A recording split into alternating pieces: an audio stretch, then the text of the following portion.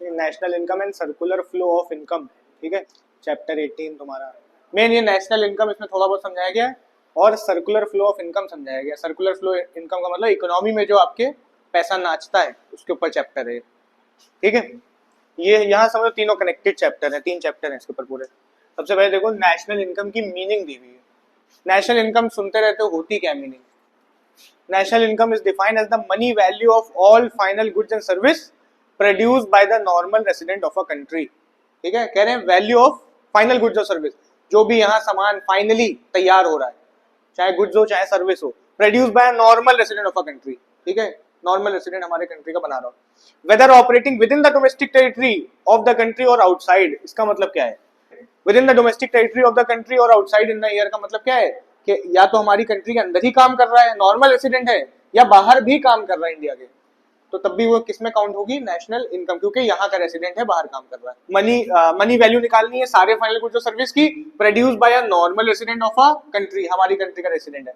Weather operating within the domestic territory of the country और outside in a year, चाहे हमारी country के अंदर ही काम कर रहा है, डोमेस्टिक टेरिटरी का मतलब क्या है? इंडिया के अंदर, या हमारी नॉर्मल रेसिडेंट है पर बाहर काम कर रहा है, तब भी उसकी अपने में जुड़ेगी। रीड के लिए देखो क्या लिखा है, 2 इंपॉर्टेंट पॉइंट है। कह रहे national income is expressed in monetary terms, rupees, dollar etcetera, पैसों के तौर में तोला जाएगा, ठीक है।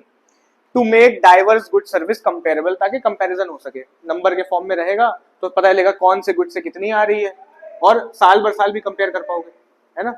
It includes only final goods and service, not intermediate goods, to avoid double counting. कह रहे सिर्फ फाइनल गुड्स लेने हैं, बीच के गुड्स नहीं लेने, ठीक है। बीच के गुड्स समझ रहे हो? जो ऐसा सामान जो कि आपने उसको बनाने में लगाया, एक सामान बनाने में कुछ बीच में लगा, तो जो बन के तैयार हुआ फाइनली उसके ले लो एक बार में, जो बीच में लगा उसके ना लो। इंटरमीडिएट गुड्स के प्राइस ना लो, सिर्फ फाइनल गुड्स सीधे सीधे लिए जाएंगे। अगर दोनों ले लिए तुमने तो क्या हो जाएगा? डबल काउंटिंग हो जाएगी, 2 बार गिनती हो जाएगी। एक बार फाइनल गुड्स की वैल्यू निकाली तुमने और इंटरमीडिएट की भी निकाली, तो 2 बार गिनती हो गई, क्योंकि फाइनल में इंटरमीडिएट ऑलरेडी इंक्लूडेड रहेगा। नेक्स्ट क्या है? फाइनल गुड्स क्या होते हैं? आपको पता है फाइनल गुड्स तो, है ना।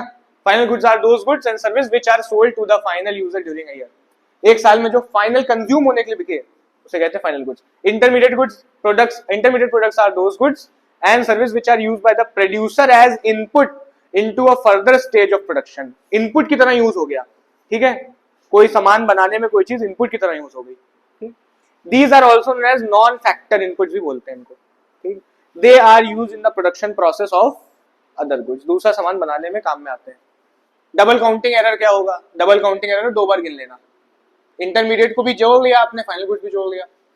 Double counting is the error which arise in the national income estimation if we add up the total output of all the sectors in the economy instead of adding up the output of final goods and service only। आपको सिर्फ final goods और service का total लेना है, सारी चीजों का total नहीं लेना है, क्योंकि सारी चीजों के टोटल में आप इंटरमीडिएट भी इंक्लूड कर रहे होगे। इफ वी एड अब the total output of all the sector in economy, पूरी सेक्टर हमारी कंट्री जितना इतना बन के निकला हमने जोड़ दिया रख के, तो डबल काउंटिंग एरर हो गया। क्यों? क्योंकि हो सकता है एक सामान ऐसा हो जो अभी आगे यूज हो रहा हो कहीं जाके, और फिर उसमें भी वो जोड़ेगा, है ना। Instead of adding up the output of final goods and service, आपको सिर्फ final goods and service add करनी है। नीचे देखो रीड के लिए क्या लिखा है। प्रोड्यूसर गुड्स जो होते हैं, जो आपको मशीनें, इक्विपमेंट, ये सब प्रोड्यूसर गुड कहलाते हैं, इनसे आगे प्रोडक्शन होगा, उन्हें भी फाइनल माना जाता है, ठीक। प्रोड्यूसर गुड समझ रहे हो?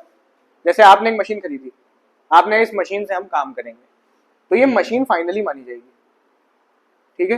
ये लिखा, producer goods like machine and building are also counted as final goods, इन्हें इंटरमीडिएट नहीं मानना है, क्योंकि इससे तो सामान बनाओगे, इसका ये थोड़ी कुछ इंटरमीडिएट का थोड़ी यूज हो रहा है। When use for investment not resale, resale के लिए लेकिन नहीं, इन्वेस्ट हो गया हो पैसा, आपने मशीन खरीद ली, आप रीसेल के लिए नहीं खरीदे हो, अब इसको यूज में ले रहे हो आप अपने, तो आप कंज्यूम ही कर रहे हो, तो प्रोड्यूसर गुड्स भी जोड़े जाते हैं। To measure national income each good service must be counted only once, बता दिया, एक ही बार जोड़ना है। Since product pass through many stages their components are not counted separately, क्योंकि अगर किसी चीज के स्टेजेस हैं, जैसे कार में पहिया और बाकी आइटम लग रहे हैं, टायर लग रहे हैं वगैरह वगैरह, तो उनको एक बार नहीं जोड़ना है, हर स्टेज पे नहीं जोड़ना है, फाइनली जोड़ लेना बस एक बार। इंटरमीडिएट गुड्स आर एक्सक्लूडेड पढ़ लिया, because their value is already included in final goods. This prevent error of double counting. Therefore national income क्या होगी? Total value of final goods and service produce in a year. ठीक है, और भी कुछ दिया हुआ है रीड के लिए, सब रीडिंग ऑब्जेक्ट है। National income is a flow concept, ठीक है। फ्लो कॉन्सेप्ट का मतलब होता है कि हर साल नपेगा, बदलता रहता है, कोई चीज फ्लो कर रही है, बदल रही है। Measured over a period of time, usually 1 year, एक पीरियड ऑफ टाइम में नपता है। It shows the value of goods and service produce during that period, पढ़ लिया आपने पीछे। Only current production is included in national income, ये भी याद रखना, करंट प्रोडक्शन ही इंक्लूड करनी है, पुराने नहीं इंक्लूड कर लेने, ठीक है ना। करंट प्रोडक्शन समझ रहे हो, इस साल जो बना वो, इस साल जो सर्विस दी गई, पुराने 2-3 साल पहले वाला सेकंड हैंड कुछ बिक रहा है उसको नहीं जोड़ना है। एक्सक्लूडेड आइटम्स क्या हटाने हैं, cell purchase of second hand goods नहीं लेंगे। सेकंड हैंड गुड्स पहले बना होगा, उस साल जुड़ गया होगा, अब नहीं जोड़ेंगे। Cell purchase of financial asset, shares बिक रहे हैं, बॉन्ड्स बिक रहे हैं, इनको नहीं जोड़ना है। क्यों नहीं जोड़ना है, क्योंकि ये कुछ बना थोड़ी नहीं, ये तो एक की जेब से पैसा कंपनी की जेब पे चला गया, कंट्री को कुछ मिला नहीं अभी, ठीक है। इससे जो कमाई होगी वो भले जोड़ लो, इनको नहीं जोड़ना है।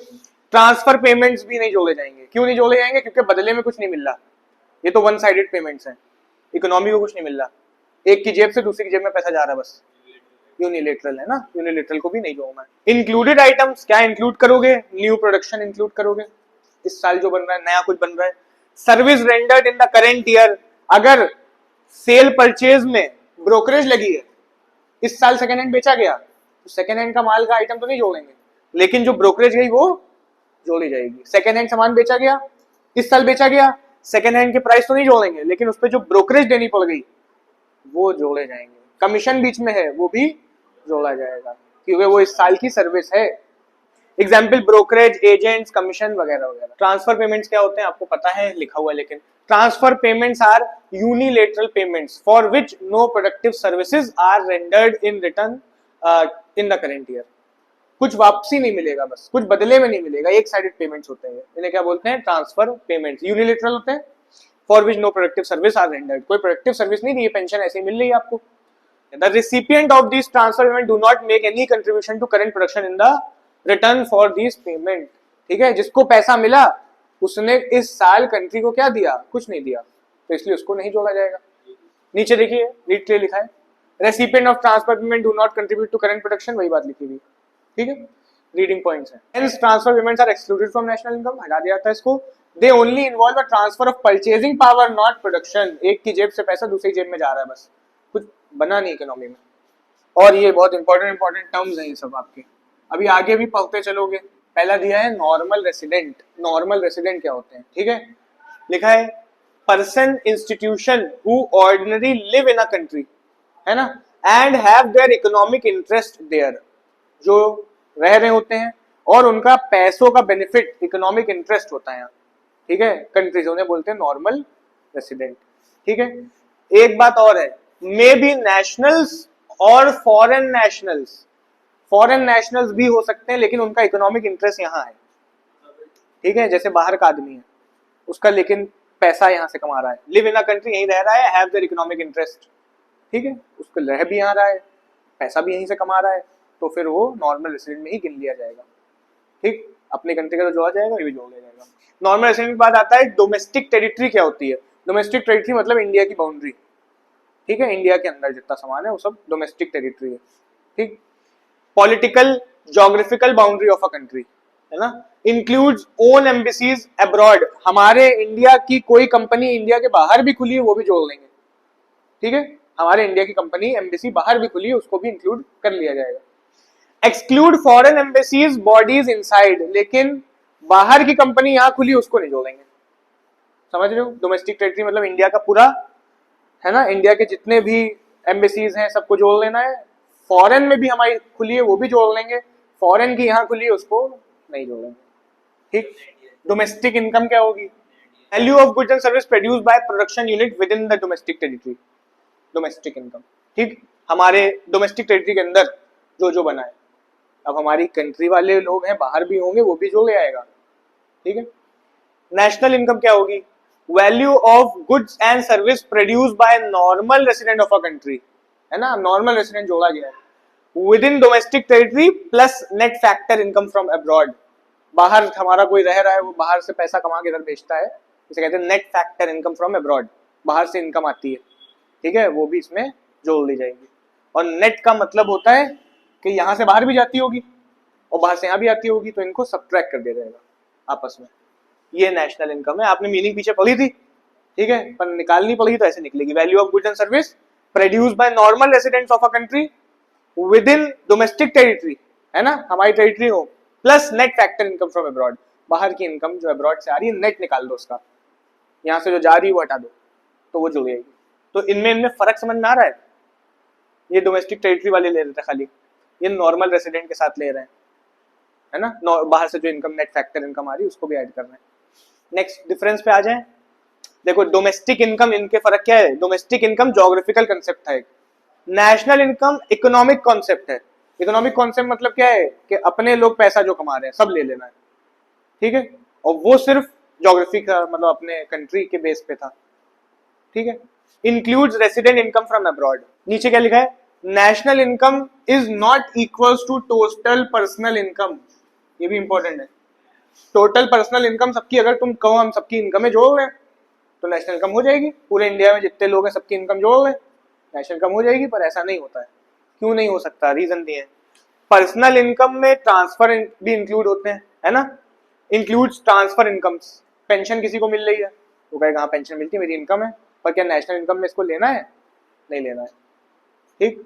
पहली problem. Excluded from national income, क्योंकि ये एक्सक्लूड रहती है नेशनल इनकम से। ट्रांसफर पेमेंट्स नॉर्मल आदमी की इनकम में जो ले आते हैं, उससे इनकम पूछोगे कहोगे, कहेगा मेरी 20,000 है, पेंशन आती है, ठीक, लेकिन नेशनल इनकम में ट्रांसफर पेमेंट नहीं लिया जाता है, इसीलिए पर्सनल इनकम को नेशनल इनकम नहीं बोल सकते। दूसरा रीजन एक और है, part of national income is not distributed to individual, example undistributed profit, government saving. कुछ पार्ट लोगों तक पहुंचता ही नहीं है।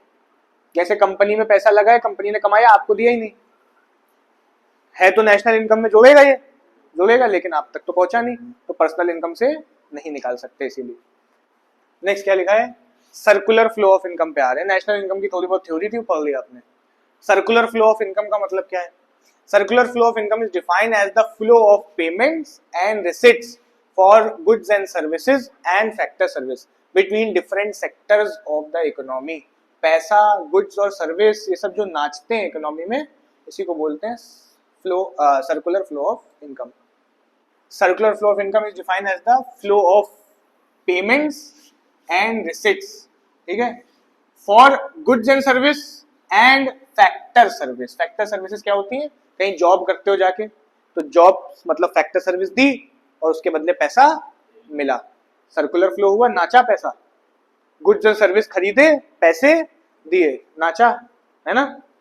तो यही होता है क्या? Between different sectors of the economy. Sectors क्या होते हैं अभी आगे बात करेंगे। अगर शॉर्ट में बताएं तो दो सेक्टर अगर हम लें तो एक कंज्यूमर्स और एक फर्म, इनके बीच में तो होता है खरीदना बेचना और फैक्टर सर्विस देना, पैसा लेना, ठीक है। तो मतलब अगर यहाँ पे हम तुम्हें डिजाइन करके दिखाएं तो मान लो ये फर्म है और यहाँ पे ये कंज्यूमर्स हैं, इनको हम हाउस होल्ड बोल दे रहे हैं। हाउस होल्ड गए और फर्म को एग्जाम्पल के लिए बना रहे हैं, क्या बेची इन्होंने? अपनी फैक्टर सर्विस बेची। फैक्टर सर्विस बेची, बदले में फर्म इनको क्या करेगी? बदले में फर्म इनको करेगी पेमेंट। किस चीज का? फैक्टर सर्विस का। फैक्टर सर्विस से पेमेंट मिला, हाउस होल्ड ने कमाया। अब हाउस होल्ड क्या करेगा? इनसे खरीदेगा क्या? Goods and services. ये अभी हमने ऐसे रफ बना दिया, अभी आगे बनाएंगे। गुड्स एंड सर्विस खरीदेगा और गुड्स एंड सर्विस खरीदेगा तो क्या देगा? Payments for goods and service. तो देखो तो नाच रहा है ना, इसी को बोलते हैं क्या? Circular flow of income. किसके बीच नाच रहा है? दो सेक्टरों के बीच नाच रहा है। और भी हो सकते हैं, गवर्नमेंट भी आ सकती है, बाहर की कंट्री भी आ सकती है, वो बाद में देखेंगे। देखिए रीड के लिए कुछ लिखा हुआ है। National income is a flow concept, आपको पता है। As goods and service are produce each year using factor service. कह रहे हैं फैक्टर सर्विस से गुड्स एंड सर्विस बनाए जाते हैं। हाउस होल्ड जाके जॉब करते हैं और फर्म में सामान तैयार होता है, ठीक है। The income generated is distributed as wage, rent, interest and profit. जो कमाई आती है वो बांटी जाती है। फैक्टर सर्विस दी, पैसा मिला, इस पैसे से क्या करते हैं कंज्यूमर? गुड्स एंड सर्विस ही खरीद लेते हैं, है ना।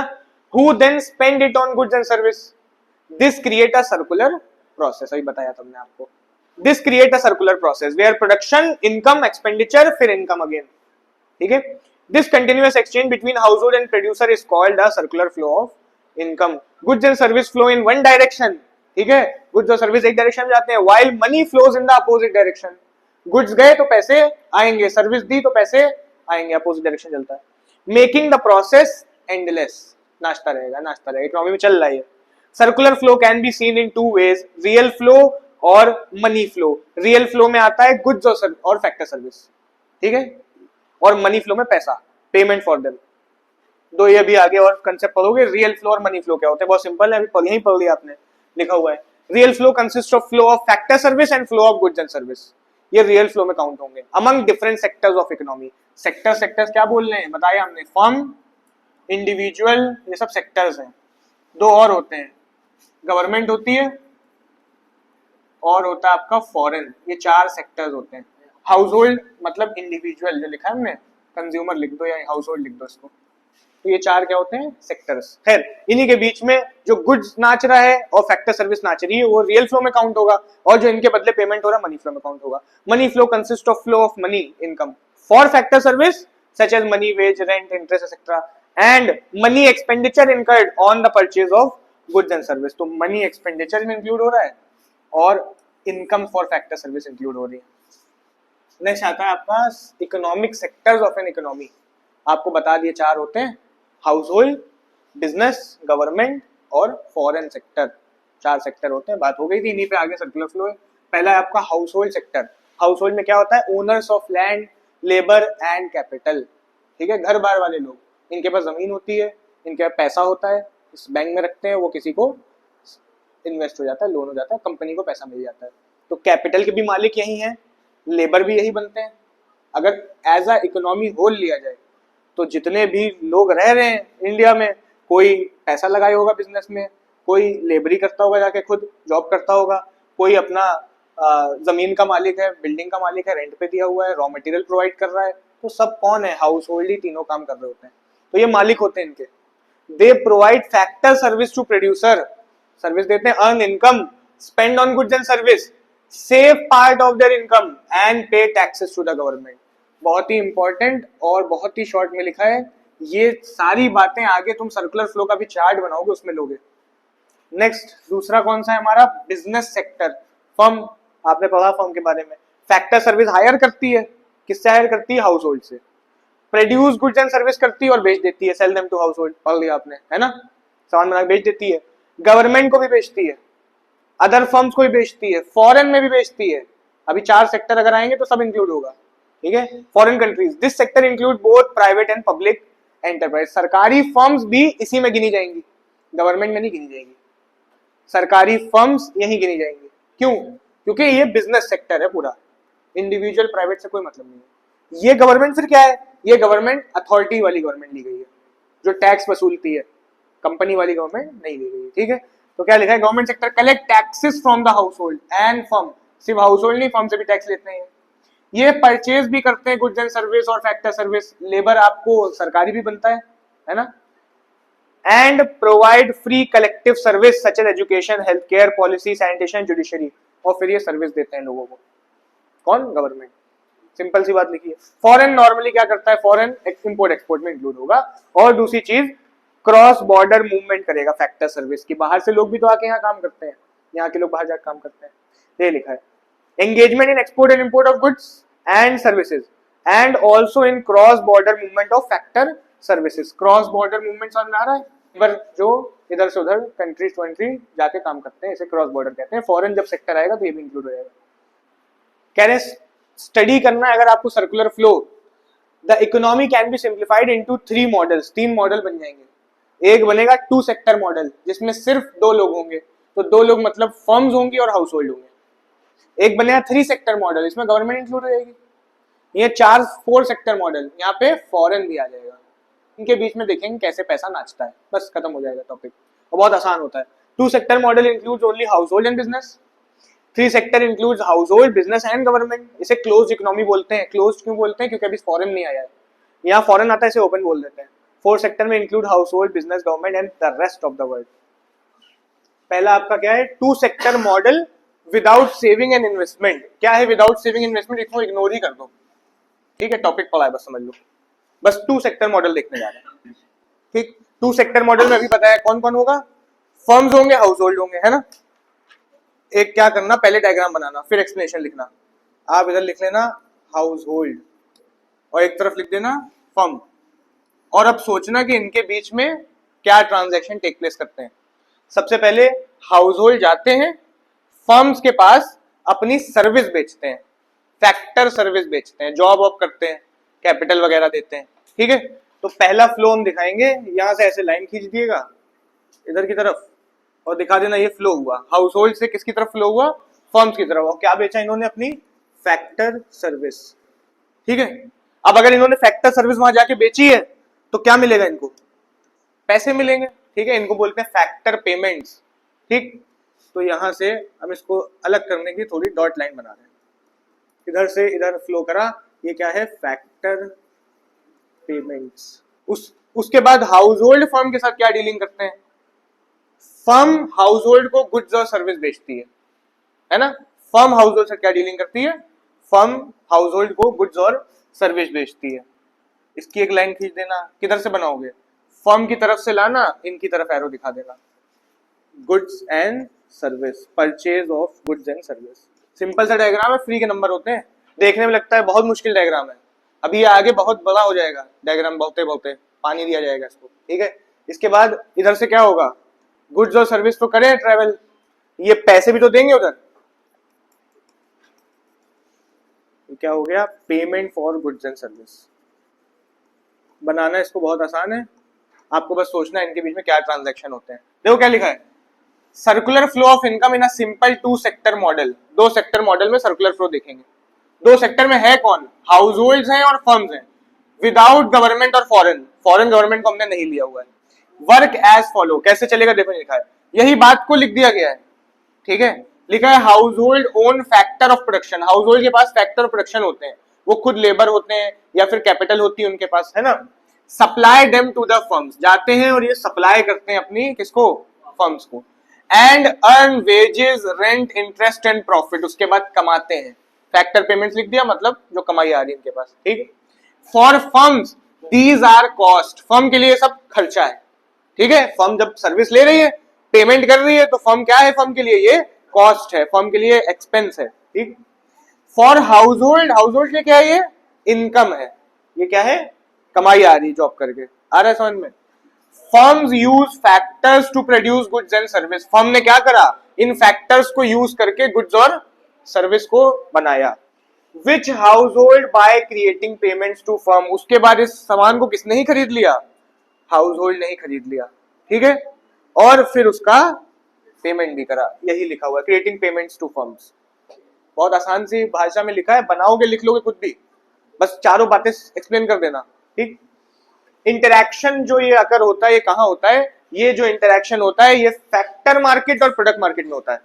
फैक्टर मार्केट क्या होती है, जहां फैक्टर सर्विस बेची जाए, और प्रोडक्ट मार्केट क्या होती है, जहां सामान बेचा जाए। तो ये जो हुआ था ये कहां हुआ होगा, फैक्टर मार्केट में।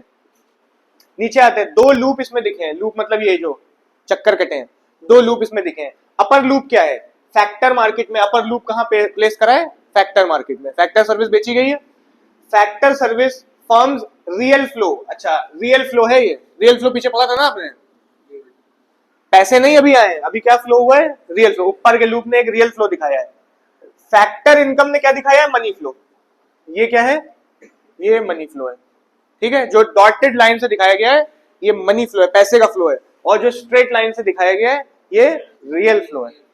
लोअर लूप में भी ऐसा ही है, लोअर लूप में जो गुड्स और सर्विस खरीदे गए हैं ये रियल फ्लो है या मनी फ्लो है, रियल फ्लो है। और जो पेमेंट दिया गया है ये क्या है, ये लिखा है लोअर लूप प्रोडक्ट मार्केट में हुआ है, ये फैक्टर मार्केट में हुआ अपर लूप, नीचे वाला प्रोडक्ट मार्केट में हुआ है। गुड्स गए हैं हाउस होल्ड से, हाँ गुड्स मिले हाउस होल्ड को, क्या दिखाया गया, रियल फ्लो। कंजम्पशन एक्सपेंडिचर, ये जो पेमेंट करा है ये क्या दिखा रहा है, मनी फ्लो।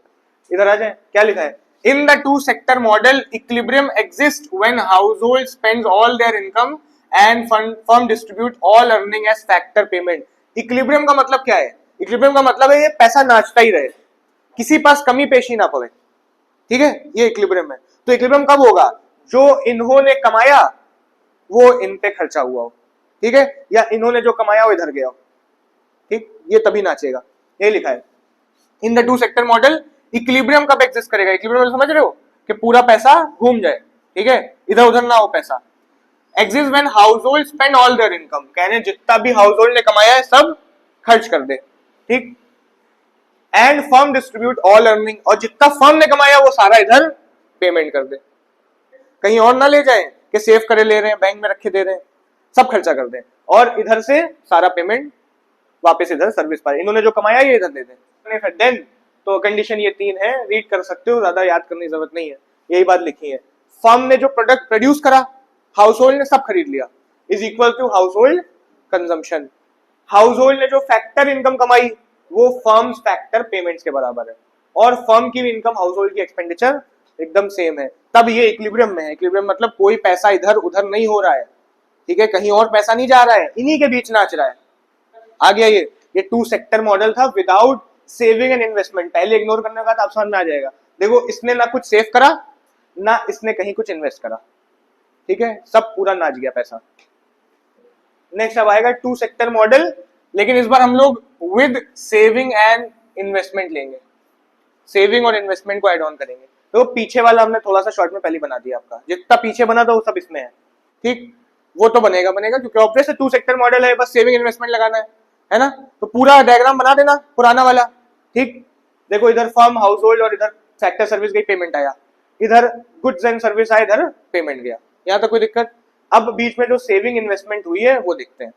मान लेते हैं हाउसहोल्ड ने पैसे बचा लिए, नॉर्मली ऐसा थोड़ी होता है कि हाउसहोल्ड सब खर्चा कर दे, हाउसहोल्ड क्या करता है, पैसे बचा लेता है, सब कंजम्पशन पे खर्चा नहीं करता है। तो यहाँ बीच में हम डाल देते हैं कैपिटल मार्केट। कैपिटल मार्केट का मतलब समझ रहे हो, लोग पैसा बचा के या तो बैंक में कहीं सेव कर रहे हैं, बैंक समझ लेना इसको, ठीक है। तो हाउसहोल्ड ने अपना पैसा पूरा इधर नहीं खर्चा करा, कुछ पैसा कहां डाल दिया, कैपिटल मार्केट में। इस पे एस लिख दे रहे हैं, सेविंग है मेरी। फर्म्स क्या करती हैं, फर्म बैंकों से उधार लेती हैं, है ना, किस पर्पस के लिए उधार लेती हैं, इन्वेस्टमेंट पर्पस के लिए उधार लेती हैं।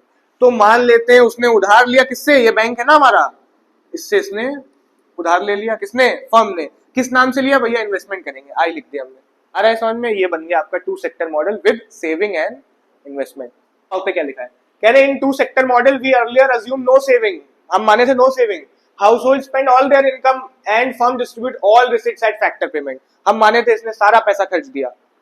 इन रियलिटी असल में ऐसा नहीं होता है, household save part of their income for future need, household अपना पैसा थोड़ा बचा लेता है, household save part of their, and firm में retain part of their earning as depreciation और अनडिस्ट्रीब्यूटेड प्रॉफिट, और फर्म भी अपना थोड़ा बहुत प्रॉफिट कभी कदार रोक लेती है, ठीक है, सारा का सारा पैसा खर्चा नहीं करती है। खैर, तो यहाँ पे कह रहे सेविंग, कह रहे saving is the portion of income not spend on consumption. आपको पता है जो खर्चा ना करा बचा लिया वो क्या है, saving. To reduce household expenditure and become a leakage from the circular flow, ये क्या लिखा है, इंपॉर्टेंट लिखा है। इस सेविंग ने क्या करा, रिड्यूस कर दिया हाउसहोल्ड का एक्सपेंडिचर, जो हाउसहोल्ड खर्चा कर रहा था वो उसने कम कर दिया क्योंकि पैसा थोड़ा सा इधर चला गया साइड में। And becomes a leakage from the circular flow, और इस पैसे ने लीकेज बना दिया। लीकेज मतलब ये जो नाच रहा था पैसा, थोड़ा पैसा कट के कहां चला गया, कैपिटल मार्केट में। ये पूरी इकोनॉमी है ना हमारी, इसमें जो पैसा पूरा घूम रहा था ये बच के कहां चला गया, कैपिटल मार्केट। इसने क्या करा, लीकेज। तो लीकेज का मतलब क्या होगा, लीकेज का मतलब होगा part of income that is withdrawn from the circular flow, वो पैसा जो सर्कुलर फ्लो से निकाल लिया गया उसे क्या बोलेंगे, लीकेज। अच्छा खासा नाच रहा था पैसा, आपने पैसा इधर डाल दिया, तो सेविंग ने यहाँ पे लीकेज क्रिएट करा। नीचे लिखा investment, investment expenditure on capital goods. Investment का मतलब होता है कि कैपिटल, इन्होंने पैसा लेके कहा, कहीं कोई कंपनी में मशीनें ले आए गए, बिल्डिंग ले आए गए, कैपिटल गुड्स पे लगाया गया, plant building, plant machinery etcetera by the firm. Investment की मीनिंग पता है ना आपको, it adds income to the circular flow and act as an injection. अगर ये लीकेज था तो ये क्या है, इंजेक्शन है, मतलब इसने सर्कुलर फ्लो से पैसा कम करा था, इसने बढ़ा दिया, ठीक है। तो ये पैसा इकोनॉमी में वापस ऐड हो गया। आ रहा है समझ में, सर्कुलर फ्लो में ही नाच गया ये पैसा।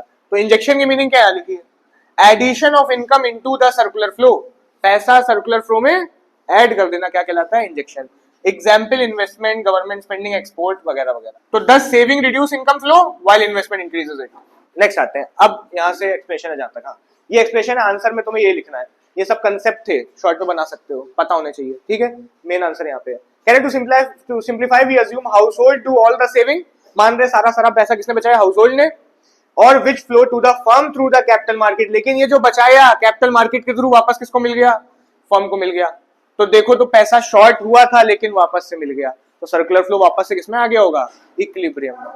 ठीक है, तुम्हें जब इसको समझाना है ना तो शॉर्ट में ऊपर का जरूर बताना, हमने लिखा नहीं है पीछे लिखा हुआ है, पहले शॉर्ट में ये सब बता देना, ये भी बता देना, और ये बता देना कि इधर सेविंग करके कैपिटल मार्केट में डाली गई, कैपिटल मार्केट में इसको वापस से फर्म में इन्वेस्ट हो गया। To simplify we assume household do all the saving which flow to the firm through the capital market, जैसे कि bank, insurance company, mutual fund. Capital market कौन है, बैंक है या इंश्योरेंस कंपनी है, कोई भी है, आप बैंक अज्यूम कर लेना। ठीक, household are net lenders and firms are net borrowers, कहने इन्होंने उधार दिया, इन्होंने बोरो कर लिया है ना, इन्होंने सेव करके इधर डाला, फर्म ने ले लिया, मतलब इन्होंने उधार दिया, इन्होंने बोरो किया। Saving deposited in financial institution are lend to firm which use them for investment, बार बार वही बात लिखी हुई है, सेविंग में जो बचाया वही फर्म को उधार दे दिया गया। आगे क्या लिखा है यहाँ पे, इक्विलिब्रियम कब होगा, इक्विलिब्रियम तब होगा जब सेविंग इन्वेस्टमेंट बराबर हो। अगर कोई चीज बड़ी छोटी है ना, तो इक्विलिब्रियम नहीं होगा, क्योंकि पैसा ज्यादा कट रहा है और इंजेक्ट कम हो रहा है, या फिर इंजेक्ट ज्यादा हुआ जा रहा है, कट कम रहा है, तीनों बातें हो सकती हैं। ये लिखा है, कह रहे circular flow remain stable when S equals to I, saving investment आपस में सेम होनी चाहिए। ठीक, इंजेक्शन लीकेज सेम होनी चाहिए। If saving is greater than I, leakage exceed injection, income flow declines. ठीक है, सेविंग ज्यादा है तो इनकम डाउन हो जाएगी। इफ इन्वेस्टमेंट ज्यादा है, injection exceed leakage, income flow rises, equilibrium में नहीं आएगा। समझ रहे हो? Does equilibrium requires equality between saving and investment since saving withdraws income from the flow while investment injects it back। क्या था इसके अंदर, देखो तो आपको बस थोड़ी बहुत इन्होंने मीनिंग बताई, सेविंग की ऑलरेडी पता थी आपको, इन्वेस्टमेंट ऑलरेडी पता थी आपको, इन्होंने यही ऐड ऑन करा है पूरे आंसर में, और ये बताया है कि भैया सेविंग इन्वेस्टमेंट बराबर होनी चाहिए तभी इक्विलिब्रियम में रहेगा। जैसे पीछे था, पीछे सेविंग इन्वेस्टमेंट हो ही नहीं रही थी, जो आ रहा था सब खर्चा हुआ जा रहा था, तो वो इक्विलिब्रियम में था। यहाँ सेविंग इन्वेस्टमेंट आ गई है तो बस ये बता देना कि पूरा चलेगा, सेविंग इन्वेस्टमेंट आपस में सेम रहेंगे। ठीक है, डिटेल आंसर के साथ ये पूरा एक्सप्लेनेशन है। आप नेक्स्ट क्या होगा, 3 सेक्टर मॉडल। 3 सेक्टर में कौन बीच में आएगा, गवर्नमेंट, फॉरेन नहीं, गवर्नमेंट फॉरेन आता है 4 सेक्टर में। ठीक है ना, गवर्नमेंट बीच में आएगी, तो पहले बेसिक वही बात है, वापस से पूरा बनेगा, है ना। देखिए बना रखा है हमने, जो पीछे बनाया था यहाँ पे बना के रखा है। ठीक है, इसको ऐड कर दिया जाए गवर्नमेंट को। अब अगर गवर्नमेंट बीच में आई है तो गवर्नमेंट क्या करती है, गवर्नमेंट इनसे भी टैक्स लेती है और इनसे भी टैक्स लेती है। सर्कुलर फ्लो में बस गवर्नमेंट ऐड कर देना है, पुराना तो सब वैसे ही, समझाने में पुराना शॉर्ट में समझाना पड़ेगा आपको। ठीक है, तो पहली चीज हम बना देते हैं टैक्स का फ्लो। अब डॉटेड लाइन से हम बना रहे हैं क्योंकि पूरा का पूरा मनी फ्लो होने वाला है। ठीक है, मनी फ्लो हमने डॉटेड लाइन से बनाए थे यहाँ पे भी, तो इसमें डॉटेड लाइन से बना रहे हैं। टैक्स फ्लो हो रहा है तो मनी फ्लो है ना, टैक्स देना। ठीक है, हाउस होल्ड ने गवर्नमेंट को दिया टैक्स, इन्होंने भी दिया होगा टैक्स, इनसे भी मान लेते हैं, इनको दिया टैक्स, दोनों फ्लो गवर्नमेंट तरफ से है। गवर्नमेंट हाउस होल्ड पे क्या खर्चा करती है, हाउस होल्ड को पेंशन वगैरह देती है ना, और इनके मतलब इनको मतलब सोशल सिक्योरिटीज टाइप चीजें देती है। टैक्स लेती है गवर्नमेंट आपसे, तो आपके लिए क्या करती है, आपके वेलफेयर पे खर्चा करती है ना। तो इसको कलेक्टिवली नाम दिया जाता है factor payments and transfer payment. Government इधर से फिर टैक्स लेने बाद आप ही पे खर्चा करेगी, और इसको नाम दिया जाएगा फैक्टर पेमेंट्स और ट्रांसफर पेमेंट्स। नाम दिया, बताते हैं। ट्रांसफर पेमेंट तो इसलिए दिया है क्योंकि गवर्नमेंट आपके ऊपर पेंशन वगैरह नाम से खर्चा करती है, ट्रांसफर पेमेंट, ठीक, सिक्योरिटी के नाम पे आप पे खर्चा करती है। फैक्टर पेमेंट क्यों नाम दिया गया, जो जॉब करता है फर्म के पास जाके उसको भी तो पैसे मिलते हैं, तो जॉब करना नहीं दिखाया गया है, बस दिखाया गया गवर्नमेंट ने टैक्स लिया आपसे और आप पे खर्चा करा 2 कारणों पे, एक फैक्टर पेमेंट और एक ट्रांसफर पेमेंट। फैक्टर पेमेंट मतलब जो आपने काम करा गवर्नमेंट पास जाके उसका पैसा दिया, और transfer payment one sided payments करे, हेल्प करी, पेंशन दी वगैरह वगैरह। इधर आ जाए, टैक्स तो इन्होंने दिया, गवर्नमेंट इनको भी कुछ देगी। क्या देगी, फर्म से जो टैक्स लेती है गवर्नमेंट इनको सब्सिडीज देती है। सब्सिडीज मतलब उल्टा इनको पैसे देती, सामान बेचो, कुछ कंपनियों को प्रमोट करने के लिए, है ना। तो इसको कलेक्टिवली नाम दिया जाएगा। और दूसरी चीज, ये गवर्नमेंट इनको सामान जो खरीदती है फर्म से उसका पेमेंट करती है। सरकार ऐसा थोड़ी है कि कुछ खरीदेगी नहीं, फर्म से कभी कभी सामान भी खरीदती है गवर्नमेंट, उसका पेमेंट करेगी। तो सामान का फ्लो नहीं दिखाया गया, बस मनी फ्लो दिखा दिया गया।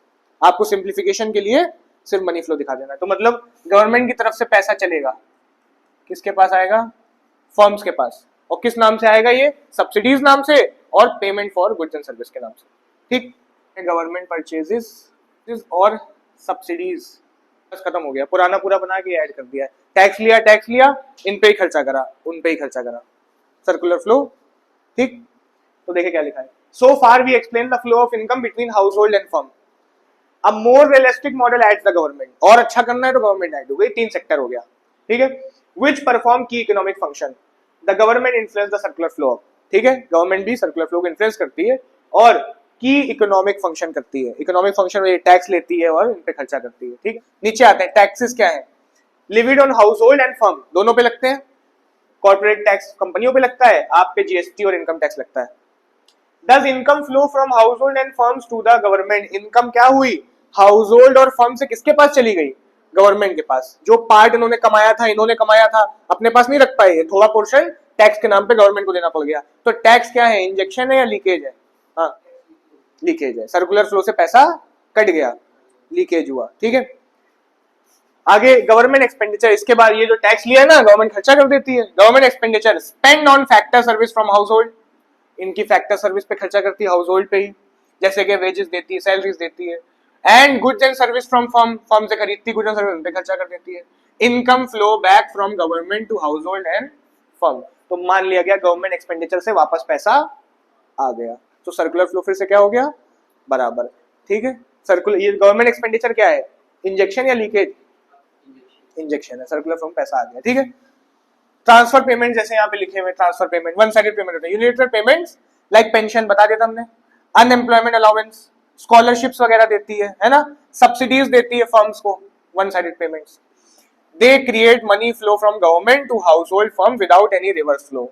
तो लीकेज और इंजेक्शन बताया, टैक्सेस क्या है, are leakage since they reduce disposable income and expenditure, और गवर्नमेंट स्पेंडिंग क्या है, and transfer payments are injection as they raise aggregate demand. आ गया ये, तो इक्विलिब्रियम कहां मिलेगा, इस बार दो चलेंगे अब, टैक्सेस और सेविंग लीकेज कितना चलेंगे, टैक्सेस और सेविंग लीकेज है ना, और इन्वेस्टमेंट और गवर्नमेंट एक्सपेंडिचर क्या है, इंजेक्शन, तो ये दोनों आपस में बराबर होने चाहिए। देखिए क्या लिखा है, equilibrium condition in 3 sector model, saving plus tax equals to injection plus government expenditure, I plus G. देखो अगर सेविंग और टैक्स साइड ज्यादा होती, लीकेज ज्यादा हो जाता, लीकेज ज्यादा होता तो आपको पता है leakage exceed injection, income flow decreases. इधर उल्टा होता, अगर सेविंग और इन्वेस्टमेंट साइड ज्यादा होती, इन्वेस्टमेंट और गवर्नमेंट एक्सपेंडिचर साइड, तो क्या हो रहा है, इंजेक्शन ज्यादा हो रहा है ना, injection exceed leakage, income flows increases, ठीक है। इक्विलिब्रियम तभी आएगा जब बराबर हो जाए। Thus government activity affect the level of circular flow of income through taxation, spending and transfer। 4 sector पे आते हैं, ठीक है। 4 सेक्टर में क्या होगा, पुराना वापस से बनेगा, पुराना वापस से बनेगा, देखो पुराना बना हुआ है, ठीक है, गवर्नमेंट सब बना हुआ है, या साफ सा बना हुआ है, पहले बना लिया था हमने, ठीक है। बीच में बस foreign rest of the word अब ऐड होगा, समझाते समय पूरा समझा दोगे शॉर्ट में पूरा का पूरा, ठीक है, और अपना नया रेस्ट ऑफ द वर्ड थोड़ा सा ऐड ऑन कर दोगे। देखने में लगता है बहुत भयंकर है, लेकिन आसान था बनाना, है ना। रेस्ट ऑफ द वर्ड के साथ क्या ट्रीटमेंट होता है वो देखना है। सबसे पहले हाउस होल्ड और फर्म दोनों के दोनों सामान इंपोर्ट कराते हैं, ठीक है, हाउस होल्ड भी सामान इंपोर्ट कराता है, फर्म्स भी सामान इंपोर्ट कराती है, ठीक, और इंपोर्ट कराती तो उसके बदले पेमेंट करती होगी, है ना। तो हाउस होल्ड की तरफ से पेमेंट जाएगा, फर्म्स की तरफ से पेमेंट जाएगा, किसके पास जाएगा, रेस्ट ऑफ द वर्ल्ड के पास, ठीक है। और इनमें हमने मनी फ्लो ही दिखाए थे, रियल फ्लो नहीं दिखाया था, नीचे भी हम सिर्फ क्या दिखाएंगे, मनी फ्लो दिखाएंगे, ठीक है। तो पहला यही है, पेमेंट फॉर इंपोर्ट्स, दोनों के साइड से पैसा जाएगा,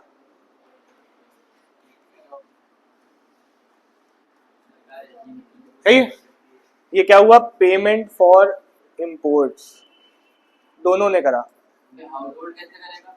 सामान तुम बाहर से शर्ट मंगा ली तुमने अपने लिए, पेमेंट फॉर इंपोर्ट कर दिया, ये हो गया। दूसरा काम क्या हो सकता है, अब रेस्ट ऑफ द वर्ल्ड में बहुत से हाउस होल्ड के फैमिली मेंबर रहते हैं, वो बाहर से यहाँ पैसा भिजवा सकते हैं, है ना, तो ये पैसा रेस्ट ऑफ द वर्ल्ड से कहाँ आएगा, हाउस होल्ड के पास, ठीक है। नाम दिया गया है फॉरेन रेमिटेंस। फिर यहाँ से पैसा आना शुरू हुआ, किसके पास आया, हाउस होल्ड के पास, किस नाम से, इसको बोलेंगे फॉरेन रेमिटेंस, ठीक है। यही बाहर से जो लोग हमारे रह रहे हैं और पैसा भिजवा रहे हैं, यूनिलेटरल है तो मनी फ्लो ही, ठीक है, वहां रह रहे हैं, काम करते हैं, बस पैसा भिजवाते हैं। इसके बाद सामान को नहीं दिखा रहे हैं, बस सिर्फ मनी फ्लो दिखाया गया। इनमें और इनमें सिंप्लीफाई के लिए मनी फ्लो दिखाया, वरना ये लाइनें बड़े आती। दूसरी चीज, रेस्ट ऑफ द वर्ल्ड और फर्म के बीच एक और इंटरेक्शन होता है। फर्म्स हमारी बाहर सामान भी तो बेचती हैं, एक्सपोर्ट भी तो करती हैं। एक्सपोर्ट तो नहीं दिखाएंगे लेकिन पैसा आता हुआ दिखा दो, ठीक है। तो यहां से बाहर से पैसा आएगा, किस नाम से पैसा आएगा? एक्सपोर्ट नाम से, एक्सपोर्ट नाम से पेमेंट आएगा, ठीक है। ये लिखा हुआ है रिसिप्ट फ्रॉम एक्सपोर्ट, रिसिप्ट आ रही है बाहर से। पूरा पीछे का डायग्राफ समझाओगे, ये सब पूरा ग्राफ का डायग्राम पूरा समझाओगे, ये ऐड ऑन कर दोगे। फिर से हाउस होल्ड से पेमेंट गया इनके पास, इनसे पेमेंट गया रेस्ट ऑफ द वर्ल्ड के पास। रेस्ट ऑफ द वर्ल्ड में जो हमारे लोग रहते हैं उन्होंने फॉरेन रेमिटेंस भिजवाया हाउस होल्ड के पास, और रेस्ट ऑफ द वर्ल्ड हमारा माल खरीद रहा है तो वो पैसे दे रहा है, रिसिट्स फॉर एक्सपोर्ट। ये आपका 4 सेक्टर मॉडल कंप्लीट हो गया, ठीक है। अब आपका इंजेक्शन कहां हुआ है? ये पेमेंट फॉर इंपोर्ट से हुआ है, ये देखिए पेमेंट फॉर इंपोर्ट। और वापस से ये लीकेज हुआ है, सॉरी लीकेज कहां से? पेमेंट फॉर इंपोर्ट से। और इंजेक्शन क्या हुआ? ये देखिए जो पैसा वापस आया, फॉरेन रेमिटेंस और एक्सपोर्ट, ठीक। नहीं क्या लिखा है? कह रहे हैं अब we study the circular flow in close economy. Close economy क्या होती है? जहां फॉरेन ना हो, ठीक है। ओपन इकोनॉमी हो या फॉरेन हो। तो अभी क्लोज में पढ़ा था, अब पढ़ेंगे in reality every economy is open, engaging in international trade and foreign services, ठीक है। हाउस होल्ड ने क्या करा? Spend on imported goods, import को एम से डिनोट किया जाएगा, ठीक है। Inflow receive remittance from member working abroad, पैसा ये आउटफ्लो करा लेकिन फिर इनफ्लो भी हुआ कि बाहर के जो लोग रह रहे हैं उन्होंने पैसा भिजवाया हमारे पास, remittance. Receive remittance from member working abroad. इसके बाद लिखा है फर्म्स और बिजनेस के साथ क्या इंटरेक्शन हुआ? इनफ्लो कब हुआ? Earn receipts from export, X for export, M from import, M for import, ठीक है। फिर एक्सपोर्ट से पैसा आया, इनफ्लो हुआ। आउटफ्लो कब हुआ? वही make payments for imports and goods and service, ठीक। Government also engage in trade capital, कह रहे हैं सरकार भी इन पे खर्चा करती है रेस्ट ऑफ द वर्ल्ड पे, पर उसको नहीं दिखाया गया सिंप्लीफिकेशन के लिए, ठीक है। ये कह रहे हैं government also engage in trade and capital flow but for simplicity these are not shown in basic model, ठीक है। अभी ग्रेजुएशन वगैरह में जाओगे तो वो भी ऐड ऑन हो जाएगा, अभी नहीं करा, ठीक। अब लीकेज और इंजेक्शन पे आ जाते हैं। ऊपर के लीकेज इंजेक्शन आपको पता है, नीचे का ऐड करते हैं। इंपोर्ट एम आर लीकेज, ठीक है। एक्सपोर्ट आर इंजेक्शन, ठीक है। इक्विलिब्रियम अब क्या बनेगी? पीछे के दो तो रहेंगे, एक और आएगा। तो देखो सेविंग और टैक्स आपके लीकेजेस थे, अब एक लीकेज और आ गया एम, एम फॉर इंपोर्ट। और इंजेक्शन साइड आए तो इन्वेस्टमेंट है ना, इंजेक्शन था। गवर्नमेंट एक्सपेंडिचर इंजेक्शन था, एक और आ गया कौन? एक्सपोर्ट, एक्स फॉर एक्सपोर्ट, ठीक है। पढ़ने में ई आता है पर एक्सपोर्ट, पढ़ने में एक्स आ रहा है तो एक्सपोर्ट। इंपोर्ट में आई आता है पर एम आ रहा है, इंपोर्ट, ठीक है। तो अगर दोनों सेम है तब तो इक्विलिब्रियम है, ठीक है। लेकिन अगर फर्क होगा तो फिर ऊपर नीचे आप पीछे पढ़ते आ रहे हो, वही है। तो पहले इन्होंने बताया टोटल लीकेज है और ये टोटल इंजेक्शन है। व्हेन इक्विलिब्रियम लीकेज इंजेक्शन है बराबर है लीकेज और injection, the circular flow of income remains in equilibrium. और कम ज्यादा होगा तो आपको पता है। ये आपका कंप्लीट हुआ 4 सेक्टर मॉडल, ठीक है। लास्ट बचा है शॉर्ट में इंपॉर्टेंस, ये सर्कुलर फ्लो की इंपॉर्टेंस क्या है देख लो, खत्म कर रहे हैं, ठीक है। The circular flow of income is basic concept in macro economy, it's important lies in the following. कह रहे इसके इंपॉर्टेंस या फायदे क्या क्या है? पहला इंपॉर्टेंस है अंडरस्टैंडिंग द इकोनॉमी, आपको थोड़ा समझ में आएगा इकोनॉमी में कहां पैसा नाच रहा है ना। It shows how different sector, house hold, firm, government and foreign are inter related and interdependent. तो आपको ये नजर है कैसे सब आपस में एक दूसरे पे क्या कर रहे हैं? निर्भर कर रहे हैं। अगर बाहर बेचना जरूरी है तो खरीदना, मतलब खरीदना जरूरी है तो बेचना भी जरूरी है, वरना आपकी इनकम डाउन होगी, देख रहे थे, है ना। Providing an overview of their interaction, एक ओवरव्यू मिला होगा, ठीक। दूसरा है measurement of national income, national income कैसे नापेगी ये भी इससे समझ में आ रहा है। The magnitude of flows determine the size of national income, जितना ये फ्लोज दे यही डिटरमाइन करेंगे नेशनल इनकम। फ्लो हो रहे थे। Allowing national income to be measured through output, output से नाप सकते हो, इनकम से नाप सकते हो, एक्सपेंडिचर से नाप सकते हो, अभी आगे चैप्टर में पढ़ोगे, इग्नोर कर सकते हो इस पॉइंट को। कह रहे हैं नापने का भी थोड़ा ओवरव्यू दे रही है, ठीक है। मैक्रो इकोनॉमिक्स इक्विलिब्रियम बता रहा है, अभी आपने पीछे पढ़े थे छोटे छोटे इक्विलिब्रियम, इन सेविंग इन्वेस्टमेंट बराबर हो, है ना। तो अब देखो थोड़ा और व्यू मिलेगा कि क्यों बराबर हो, ठीक। ये लिखा है it highlights condition for equilibrium income in the economy. Example in a 2 sector model equilibrium requires quality equality between saving and investment, ठीक है। थोड़ा सा ओवरव्यू दे रहे हैं, सेविंग इन्वेस्टमेंट क्यों बराबर होनी चाहिए भैया, आप पीछे से पढ़ते आ रहे हो, इक्विलिब्रियम बराबर होनी चाहिए सेविंग इन्वेस्टमेंट।